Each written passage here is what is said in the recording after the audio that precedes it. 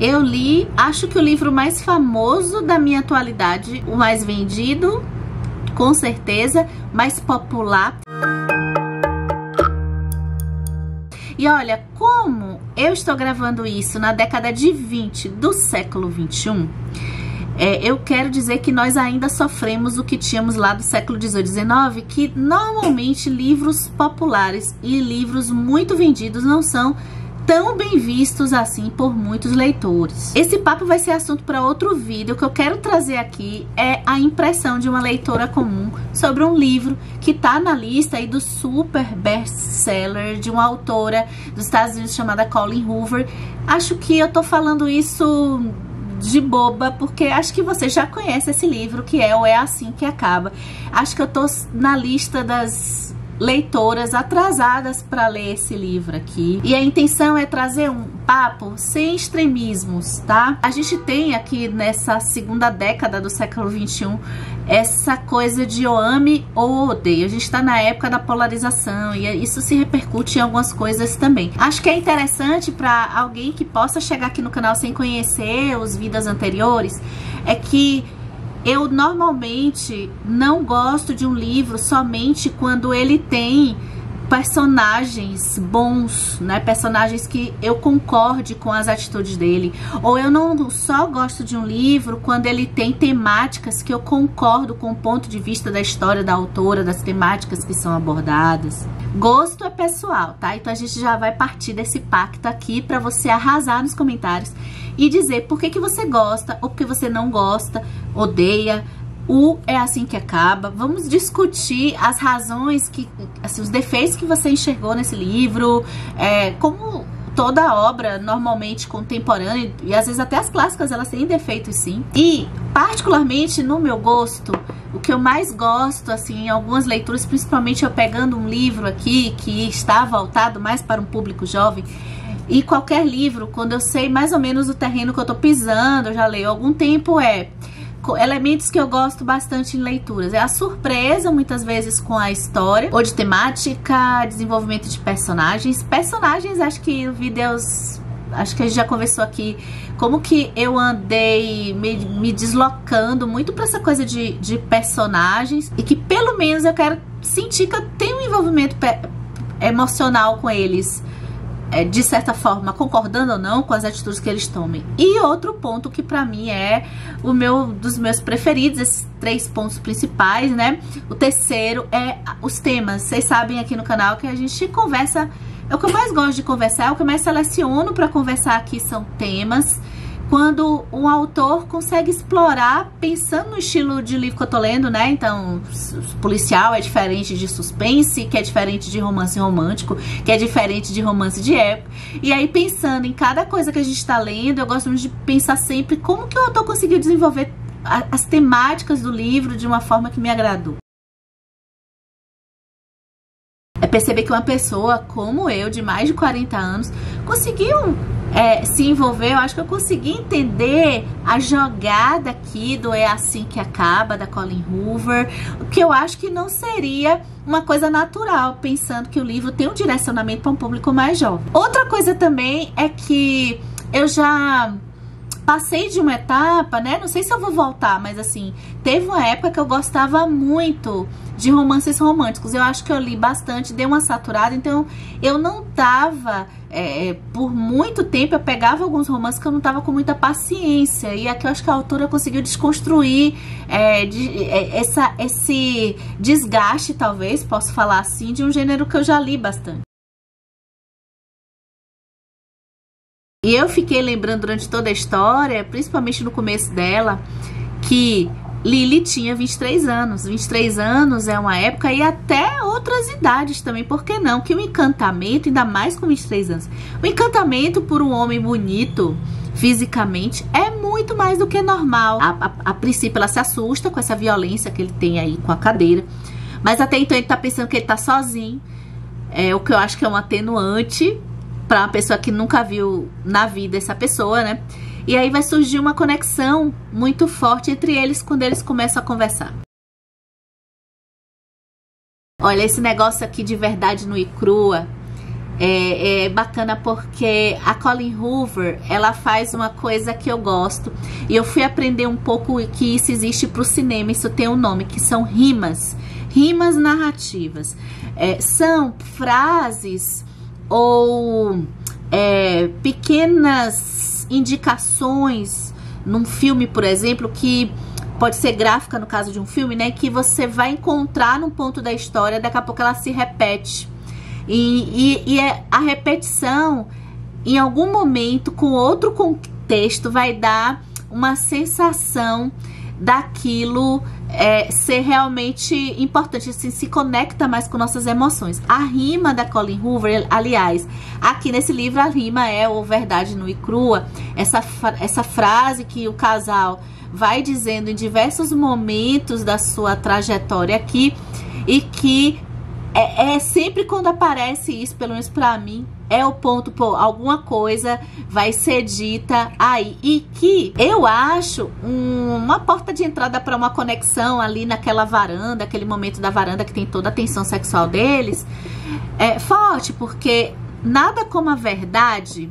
Se dizer a verdade para uma pessoa desconhecida, a coisa da verdade, eu acho ela tão forte, especialmente a gente pensando nessa nossa geração, TikTok, redes sociais, antes dela, talvez aí desde o surgimento da internet, milênios, e essa exposição.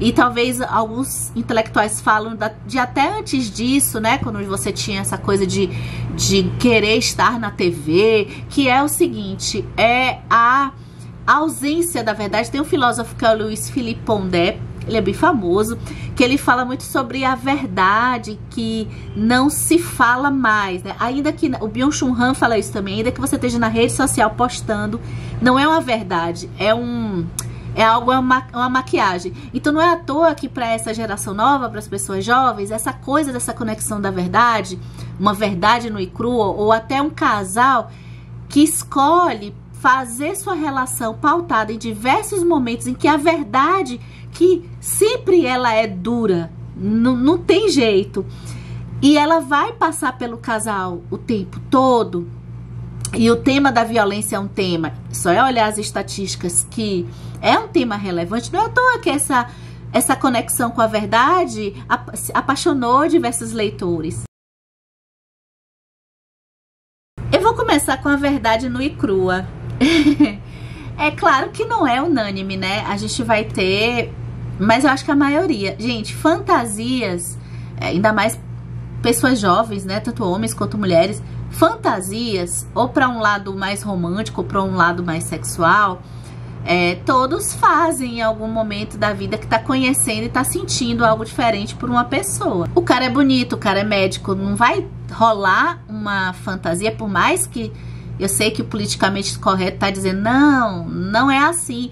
Mas na prática é. Aqui na minha cidade de Salvador, eu vou contar a verdade nua e crua. Eu acho que ainda é até hoje, mas tem alguns anos, cerca de 10, que eu não tô tão dentro do carnaval. Mas, gente, tem uma fantasia que tinha, né, nas mulheres, eu vou dizer que tem até hoje, que é a fantasia do Gandhi.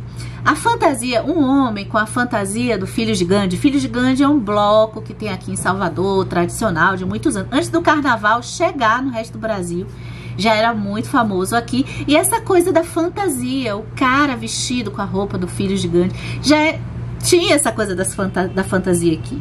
A coisa do jaleco é repetida diversas vezes aqui na narração da Lily. E eu vou só lembrar mais uma vez, ela tem 23 anos, nada mais natural. E eu acho tão legal a Lily cair nessa enrascada, sendo uma pessoa que ela não é uma personagem totalmente irresponsável, que tá naquela fase da vida, que quer beber todas, usar um monte de droga, dançar que nem louca, sair transando com todo mundo. Ela não tá nessa fase pra dizer que ela tá com a cognição comprometida, né? Ela tá só pelas emoções. Mas ela é um ser humano. E é legal a Colleen Hoover explorar essa casca de banana que pode, e cai, as estatísticas estão aí, né? Várias mulheres ao entrar em um relacionamento que pode se tornar violento. Olha, esse livro, dentro dessa lógica de um relacionamento em que a gente já conversou aqui no canal, em que a gente tem sempre homens construídos, né, constituídos sem a habilidade de lidar com suas frustrações, seus erros, e a manifestação disso se vê pela violência, né? E tem toda a coisa de arco de redenção. A gente conversou sobre 2 livros que eu vou deixar aqui a recomendação caso você não conheça. Eu acho que esse livro da Colleen Hoover encontra em pé de igualdade, considerando as suas diferenças, Água Fresca para as Flores, que tem vídeo aqui no canal pra gente conversar até sobre redenção. E a gente tem a conversa da redenção aqui no É Assim Que Acaba, assim como o polêmico também, não é à toa, Tudo é Rio, da escritora Carla Madeira. Tá, mas se você não tá satisfeita ou satisfeita, eu vou dar outros pontos que eu acho bem legal pra gente pensar o porquê desse, mas não é verossímil, de apontar como falha do livro, não é verossímil que ela não deixa ele, mesmo vendo que ele é violento. Existe uma coisa de fantasia, eu acho realidade em muitas, na maioria das mulheres, que é a fantasia da mulher que, eu acho que tem até em Friends isso, a mulher que pega o cara que tá transando a rodo, o cara só quer transar, mas com ela ele vai querer algo mais profundo. Uma fantasia irmã gêmea dessa é aquele cara que tá transando a rodo, mas com ela ele vai querer somente ela. É a mulher que salva o homem. Outra coisa que eu acho que prende, aí eu vou agora pensar nas leitoras, principalmente que eu acho que mulheres gostam de É Assim Que Acaba. Eu acho que esse livro conversa mais com mulheres realmente. A questão do triângulo amoroso. Eu acho que por mais que por um tempo na internet, até na época que eu tava entrando aqui no YouTube, o triângulo amoroso tava muito desgastado. A maioria das leitoras que eu via produzir conteúdo, especialmente aqui no YouTube, e em blogs, eu ainda tava lendo blogs ali pouco antes de 2015, 2014, estavam saturadas de triângulo amoroso, porque depois do Crepúsculo, tudo era triângulo amoroso. Mas eu acho que o triângulo amoroso é uma ferramenta narrativa que acaba funcionando para leitores jovens, especialmente. E entra em outra fantasia feminina de você ter 2 caras legais, bonitos, enfim, gostando, né, da gente. É uma fórmula que dá certo, apesar do triângulo em si não ter sido algo que eu mais gostei do livro, mas eu compreendi como que ela... Até lendo o final, a gente vai chegar lá no final mesmo de um relato da Colleen Hoover, que eu achei emocionante, por sinal. Mas assim, não, acho que o elemento de colocar esse rapaz que, poxa, olha como esse rapaz, ele é um cara que a princípio é o bonzinho da história, né? É o cara que tá mais pra um lado luminoso. A gente pode até perceber um pouquinho de maniqueísmo nisso, nessa visão amorosa, que sempre tem aquele que vai fazer a gente sofrer, só que a gente tá apaixonada e tá com aquele conflito, e tem aquele que a gente sabe que seria maravilhoso pra ficar com a gente, mas por alguma razão naquele momento a gente não fica. Só que eu acho que a Colleen Hoover subverte o gênero, porque até então, olha que eu já li bastante há muito tempo atrás, depois eu dei uma parada de ler esses romances New Adult, né, que se chama Novo Adulto, nessa fase das pessoas de 20 a 30 anos, que é o seguinte, ela subverte no sentido de que ela coloca ela, que já apaixonada há um tempo atrás, pelo cara bonzinho, que eu acho bacana. E outro ponto que eu acho que deve sensibilizar muitas leitoras são alguns momentos de catarse nesse livro. Catarse é aquele auge, assim, que vem um momento dramático, eu acho que ela conduz bem, em que a gente se emociona muito pelo drama que a protagonista tá passando. E por que Lily aceita tanto tempo que o Riley faz? É porque, acho que a gente já conversou aqui em outros vídeos, né? Ela ama o amor. É uma hipótese. O que é amar o amor? É muito comum, talvez, a gente passar por uma fase em que a gente ama mais o amor. Ou seja, a estrutura amor mesmo, do que o que realmente a gente está vivendo, do que realmente a outra pessoa que está ao nosso lado. A gente não está vendo aquela pessoa como ela é, a gente está vendo o que a gente gostaria que aquela relação fosse. A gente constrói um modelo de relação, e aí, para manter essa relação, a gente atravessa momentos que a gente passa sofrimento na relação. Olha, gente, pessoas de bom coração, e eu acho, pela interpretação que eu fiz pra Lily aqui nessa história, ela é aquela pessoa de bom coração, né? Pessoas de bom coração têm dificuldade, ainda mais apaixonadas, de perceber, especialmente quando as manifestações da violência começam a acontecer de forma inusitada, assim, inesperada, e a negação, especialmente quem tá vivendo um sonho de estar apaixonado, a negação, eu acho que ela é muito frequente. Eu não sou da área da psicanálise, mas o que eu já vi de alguns depoimentos de profissionais é justamente isso que acontece. As pessoas de bom coração, não só com as pessoas que ela está apaixonada, mas com até as amigas, as outras pessoas, tenta sempre ver o positivo, justifica algumas atitudes que não estão tão claras que a pessoa está sendo uma sacana com você. Outro ponto que a gente discutiu em outro vídeo do canal é o jogo da violência. Vocês já ouviram falar do jogo da violência? Eu vou falar rapidinho, mas eu vou deixar recomendado um vídeo aqui que a gente deu uma lista de vários livros que tratam do abuso sexual. E tem uma lista bem vasta para vocês conhecerem aqui também. Não vai dar tempo de eu falar aqui nesse vídeo, mas eu vou falar rapidamente desse jogo, né? Que aparece em algumas histórias. Eu nem vou mencionar o Pequenas Grandes Mentiras da Liane Moriarty. Eu nem vou mostrar, porque senão o pessoal vai... Quase todo vídeo agora eu falo do Pequenas Grandes Mentiras, tá? Mas qual é o jogo? Por isso que deixa a gente com a dificuldade de perceber na prática.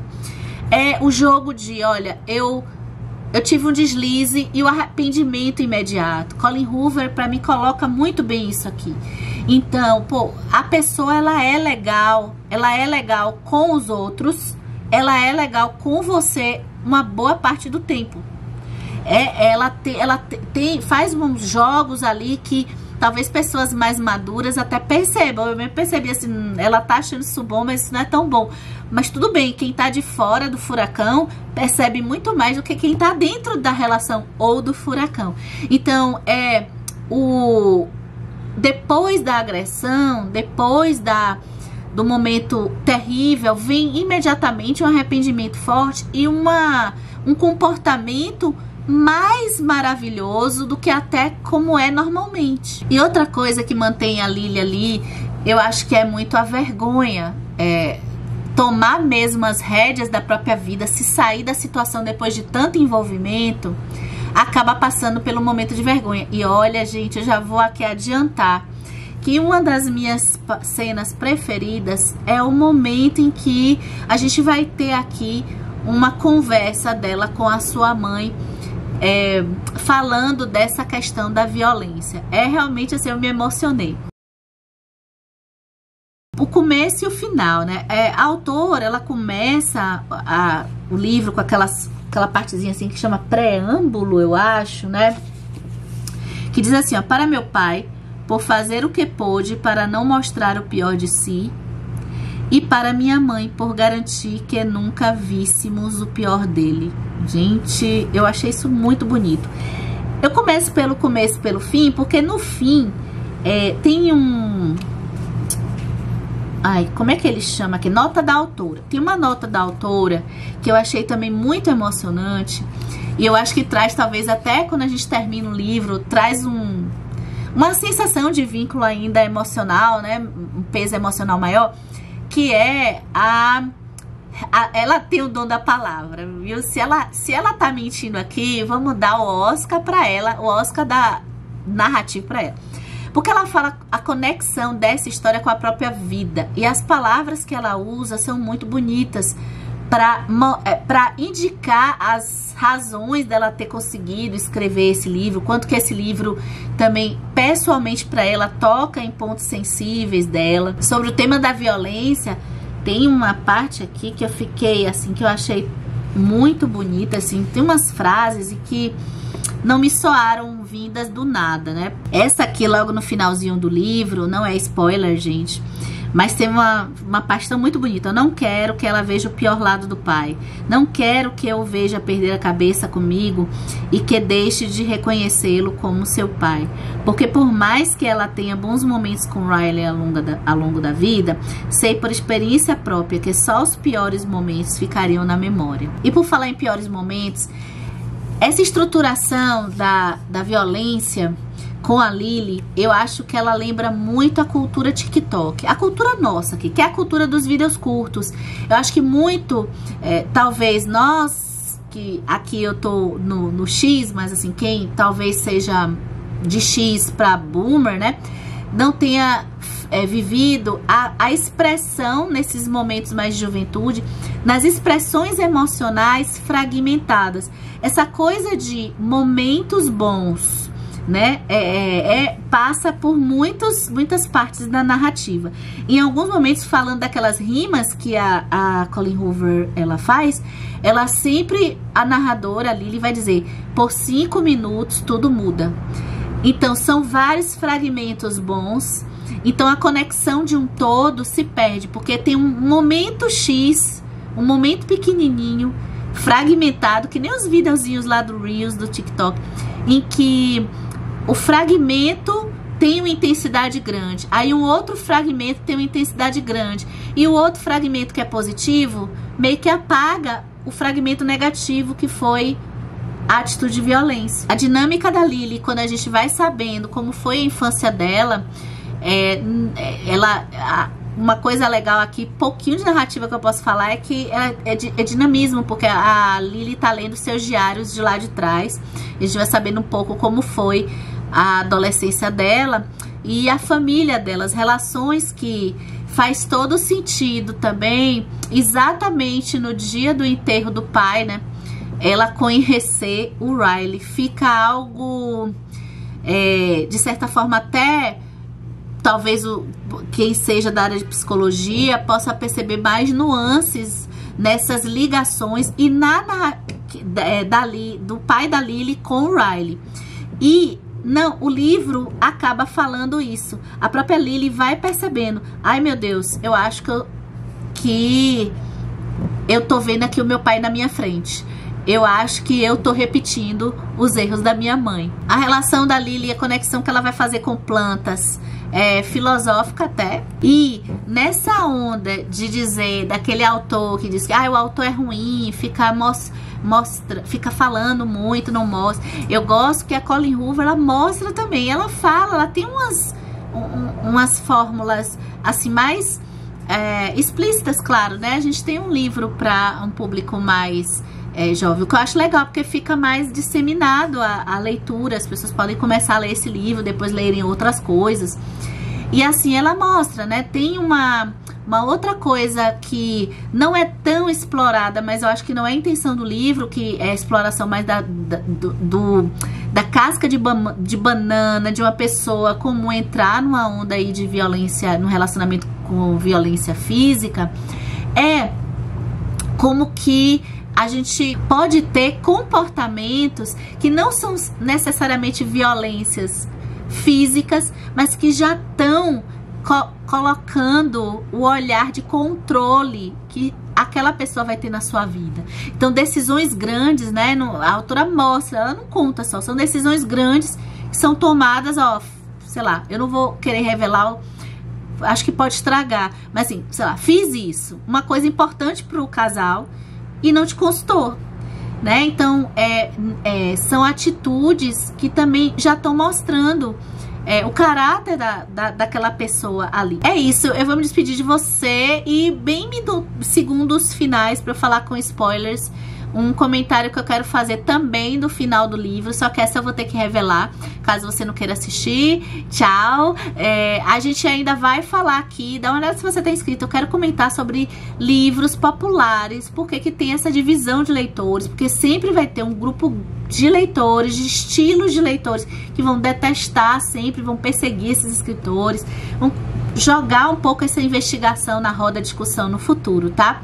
E agora, pra você que não se importa com os spoilers, o que eu queria deixar de comentário no final? Olha, eu gosto da subversão da Colleen Hoover com o final desse livro, porque normalmente, na época que eu li bastante esse estilo do New Adult, né, do novo adulto, o normal, mais comum, aliás, eu não me lembro de ter lido histórias diferentes nesse quesito de que sempre a moça tinha uma redenção total meio que no estilo, talvez Tudo é Rio aqui, né? Sempre tem uma redenção total do relacionamento, assim, do cara. Então ele é o 50 tons de cinza. Então tem essa redenção de que o cara, eu consegui salvar lá no final o cara. E eu acho que o trajeto que a Colleen Hoover escolhe aqui, dando um tempo, não é assim, eu não quero você, eu quero você. Então tem todo um tempo dela se encontrar com a Atlas de novo e ficar com ele. Eu não tenho certeza, mas eu acho que tem um livro que se chama É Assim Que Começa, né? Será que é a continuação? Acho que é a continuação desse, né? Me conta aqui, eu não sei se eu quero ler agora, apesar de eu ter gostado bastante do É Assim Que Acaba. E eu achei legal eu achei de certa forma pro gênero uma espécie de subversão. Então acho que estamos evoluindo, estamos tendo histórias mais múltiplas, tá? Acho que é isso, acho que agora eu posso terminar esse vídeo, tá, gente? É isso, e até a nossa discussão, conto com você na nossa discussão depois esses livros muito populares, né? O que acontece com eles?